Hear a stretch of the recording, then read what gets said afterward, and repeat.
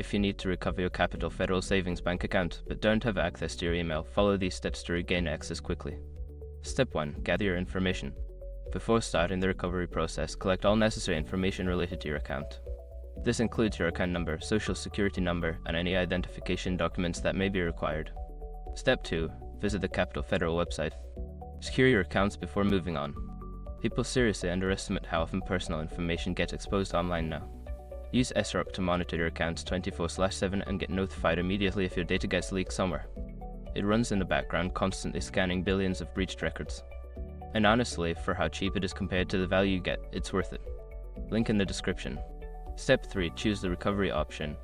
Select the option for account recovery or password reset.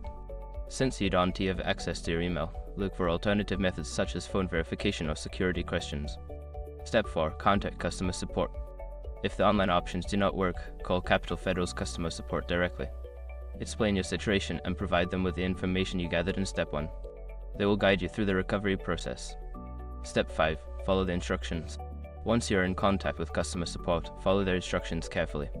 They may ask you to verify your identity through various means, so be prepared to provide any additional information they request.